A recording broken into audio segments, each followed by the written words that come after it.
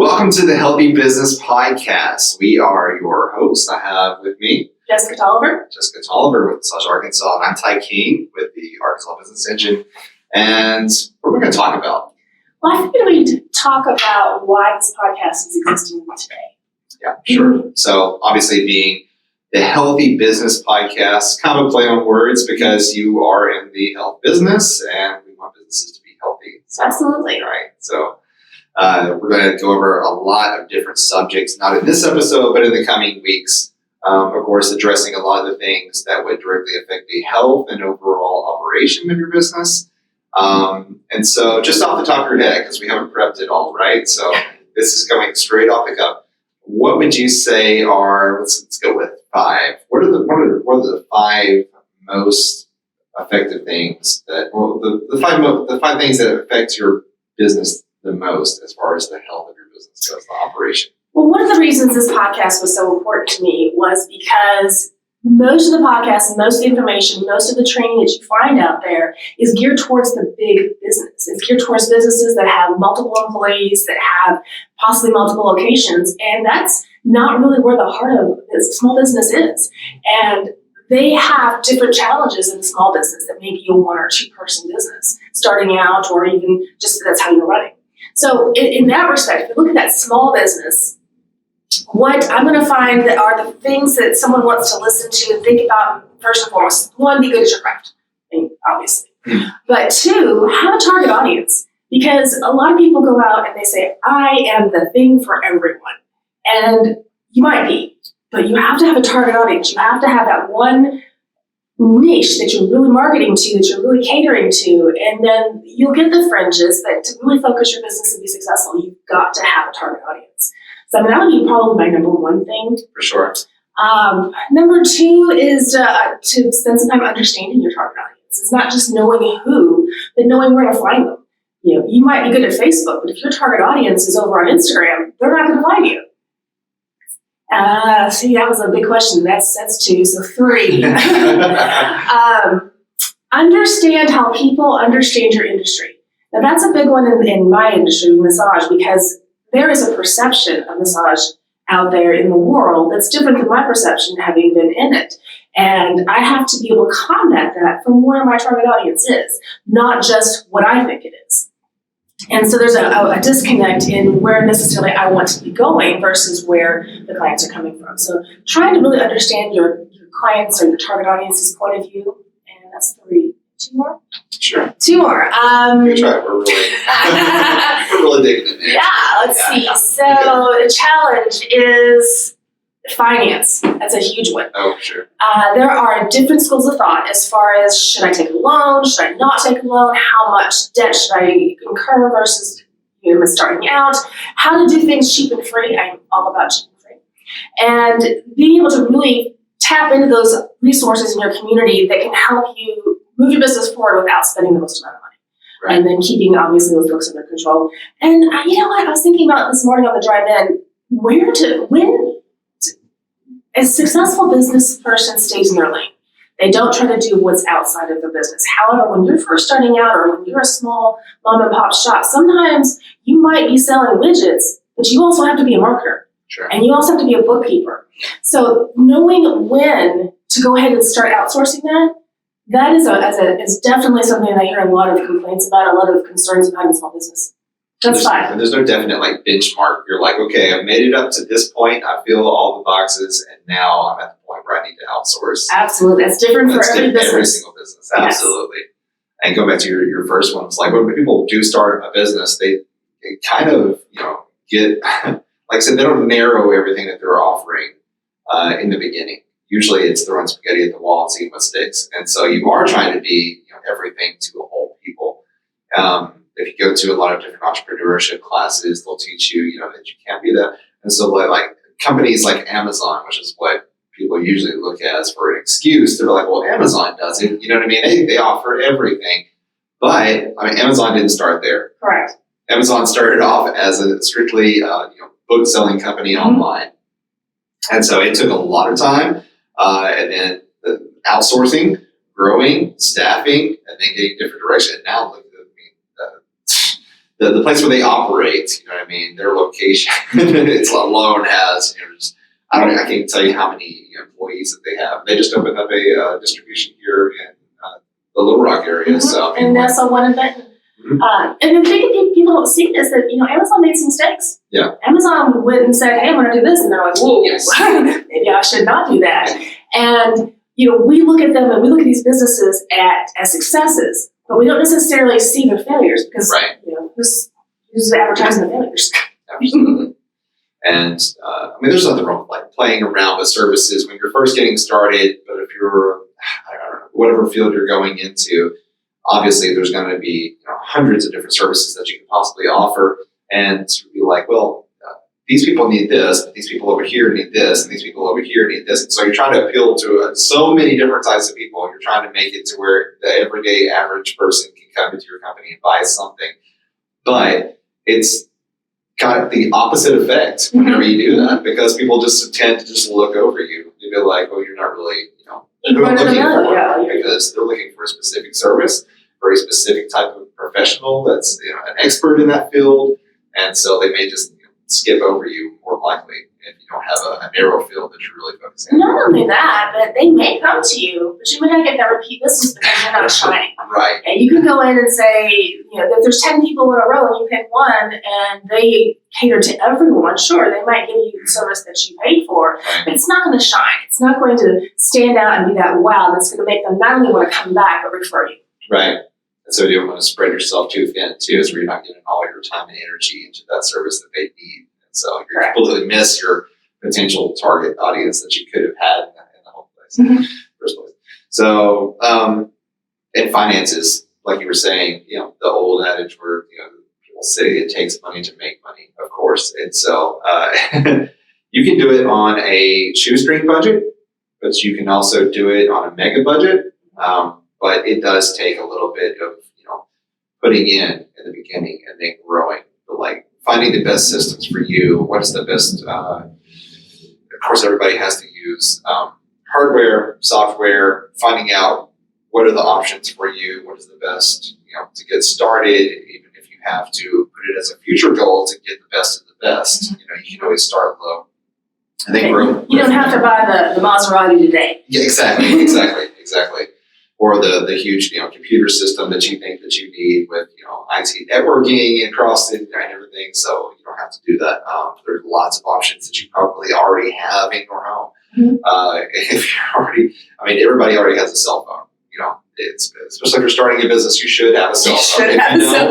Then we've got a huge problem today. So handing out flyers really doesn't really work with these things. So. Using those systems that you already have, and then finding out, okay, what are the other essentials that I need, and then growing from there. I think that's really important. Well, not being afraid to take advantage of cheap and free. Yes. I teach that to everyone I talk to, is that you don't have to spend money. Exactly. Sometimes you can go out and get a Google Voice number. Well, that is a unique number that can be for your business. You can publish it everywhere and direct it to your existing phone line without having to give your home phone number out or your cell phone number out. Right. So that's home phones anymore, right? Yeah. And so being able to connect with people that can help you find those cheap and free things and not being afraid to use them. For sure. And like I said, Google offers so many different things for free that you probably already have. If you have like a website, a lot of people are under the impression that you have to pay a separate company to get a personalized email address, and then, like you said, your phone number and all that different stuff for your business, and have to get into a G Suite, subscription, but you don't actually have to have it. As long as you have your own domain for your website, which costs maybe, GoDaddy, like the most you might pay for the first year is like 99 cents. Yeah, you can get, I think they're up to like $1.99 now because of inflation, but to get your domain, to get all the little extras and taxes and things you have to go with it, you're going to spend about $12 to $15 for that first year, and that gets it to be yours. Sure. And with that, you can plug it into Google. There's a way to go in there and get up to 100 personalized email addresses for your company. I did not know that. I always looked this one. I was like, we've been doing the G Suite thing for a while too. Yeah, let's take that. I was like, okay, well, when we change domains, we're definitely going to have to take advantage of this because we've been paying for it all year. So yeah, but there's definitely plenty of free services and free software out there to use that's just as good as the paid for professional stuff. So, for sure, absolutely. And invest a little bit of time and money if you have it into learning about what's going to be best for you, because making bad decisions in the beginning can really be hard to undo later on. Sure. Yeah, I think that's probably the most important asset you have is time. And like, what are you spending? What are you spending it on? And how can you invest that to make your business grow and your own personal relationships with other business owners, if you're a B2B business, or even if you're trying to sell something to the general consumer. Like, how are you getting out there and networking yourself and letting your name be known? Of course, what is your time being dedicated towards? Is it towards growing relationships, which it needs to be part of it? But you can only do that with so much percentage of your time, right? And still balance your home life, your family, your school, whatever you're in right now. But making sure to continually learn, I think, is really important. Never stop learning. Always keep digging into your fields, find out what other people are doing in that field, and see where you can make a difference and how you can differentiate yourself from your potential competitors, and how to offer services that are actually going to be needed, that aren't really being served as well in your area. You bring up actually an interesting point about balancing your life. A lot of new business owners and small business owners really throw themselves into their business. And while that's important, you need to put that effort and time into it. Yes. If you don't create balance in your life, you will burn out and your business will fail. Yes. Plain and simple. It goes back to knowing when to outsource. I learned that lesson myself when I was doing freelancing, and be like, well, when do you close? I work 24 hours. You know what I mean? I'll be laying in bed and somebody message me for, hey, I can't find out how to change this image on my website or something like that. And I'm like, okay, I'm going to break up my laptop. And my wife is like, what are you doing? So, well, this is part of it, but it doesn't have to be. There has to be a healthy balance between doing what you do and home life. And also knowing when to say no. Yeah. You might be hungry, you might feel like you want all of the business, but you have to be able to weigh, is the effort and time that you're putting into this sale or to this customer, client, whatever, is it worth the return? Because if you have that client that steals from you emotionally, steals from your energy, takes a lot of time and pays you $10, that's not really worth it. It's okay to send that person down the road. And they will ask for free all the time. Exactly. And if you got the type of, personality, learning how to say no, that's huge. If you got the type of personality where you're just like, I just want to help everybody, you know what I mean? It's like, money is great, but also if people ask me for all these things, I'm willing to just hand it over, and then they will drain you very, very quickly. But learning how to say no, and not in a rude way, you know what I'm saying, but like in a way that you're like, I've got to be respectful of my own time, and so do you, that type of thing. So putting up barriers, and just not letting your business overrun your entire life, and your customers. Well, and one of in my field and similar fields, healthcare, especially these people who get into these fields generally want to help you. They generally care. Yeah. And you want to give of yourself, and it sometimes is difficult to charge that. Right. I know that I have this knowledge, I know I can help you, and you want it for free. So I can choose to either give it to you for free, which takes away from me and devalues what I have to offer. Or I can be apples to apples and say, I would love to help you. Here's my number, schedule an appointment. And that's okay. It's okay to say, I'm charging for my services. I've spent this money on education, I've spent this time, I've spent all of this effort into being what I am, and that has value. For sure. I would say set your expectations too. Like when you start your business right off the bat, you may have a couple of friends or something, or family, that are like, I'm willing to be your first customer or your client, you know what I'm saying? Just to get you started because they want you to succeed. But if your expectations are that, well, I'm going to start this business, and I'm going to get my website up, and I'm going to do social media, and all of a sudden I'm going to have, I'm going to be rolling in the dough in a couple of months. Right. It's like, it doesn't work that way at all. It takes so long depending on what it is that you're providing. But I would say it would be a complete anomaly if you just started right off the bat and then just started making thousands and thousands of dollars where you can support yourself. If you have another job, keep it for a little bit. Right. You know what I'm saying? It's okay to have a side gig. It is okay to do that. You have to support yourself and be able to live and have that funding. But once you reach that, I guess the capstone and the mile marker where it's like, okay, but now I can actually survive off of what I'm making for my business, and then be able to let go of that other place, just like you were saying with me, knowing when to hire out, outsource, or hire an employee type thing. Very first would be like, when can I start supporting myself? Because it's nice having employees and all that, but if you're not making a living, then your business is going to not survive. So. And sometimes people mistake their business as being successful when they don't pay themselves. Yeah. If you're not writing yourself a paycheck, or however it is that money's coming into you from your business to your personal account, you're working for free. And would you go work for someone else's business for free? No. So why are you working for your own business for free? Exactly. I mean, maybe you're not going to make 6 figures to start, but you need to be making at least a living wage. Right. And that's motivation.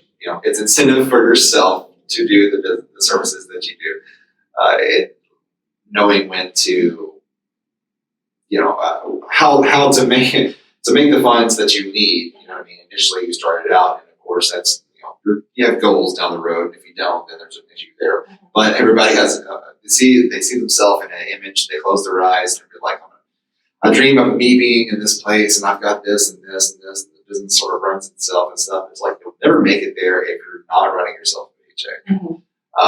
And like money, I understand, doesn't necessarily have to be the main focus, but it kind of is. If you're running a business, it is. It is. Yeah. There are lots of people that start a business with, like I said, a good heart, or they're like, well, people need this, and this. But your main focus is being able to survive off of the funds from your business, because you can't provide any of those things if you don't have the funding. Correct. That's everything. If you're a nonprofit, or if it doesn't matter what kind of business you are. So what some people fail to do is they fail to make a budget. And your budget can be negative. I mean, when you write out, okay, it costs me this much to drive to where I'm going, it costs me this much for my space, it costs me this much for all these different things, and I want to make $10 an hour, or whatever that number tends to be. At the bottom line, you're going to go, okay, well, I'm deficit $4,000 this month. Yeah. Well, at least you know that. Maybe you couldn't for the first 6 months pay yourself because you're just starting out. You've got to have your main job to keep you fed and have the rent paid until you get there. But at least you know you have a benchmark of where you're supposed to be. And you can see, okay, well, I need to have this much more income, or I need to cut expenses over here, so that you can make this adjustment so that before long you can actually pay yourself and be profitable. Absolutely. So how would you say, when is the benchmark when you know that you're able to provide for yourself and your business, and you can give up the side job that you had? Well, you're going to have to dig deep and budget down your home life as well. Right. You're going to say, okay, well, if I'm making this much money over here, how much of that, and I'm spending it all, of course, because we all spend all we make, how much do I have to make to maintain the lifestyle that I have to maintain, that I feel like I need for my family? And then watching the budget when you get there. But you can't expect to make, if you've been in the same industry, I was in logistics for 20 years. And when you're in a business for that long, you tend to have climbed up the pay scale a little bit. So I was not going to go into massage right out of school making that much money. Sure. But I had to decide, okay, did I need that much money to live? Can I maybe not get my nails done? Maybe start dyeing my own hair, or whatever it is that you're spending money on. Where can you budget that down? And what's that minimum number? Once you can reach that minimum number, then you're there. Right. Not to steal like Dave Ramsey's stuff or anything, but he always says, live like no one else, so that later you can live like no one else. Yes. And so at first you have to absolutely budget yourself. Absolutely. No, I'm a huge advocate of Dave Ramsey. I follow his work. I've taught his classes several times.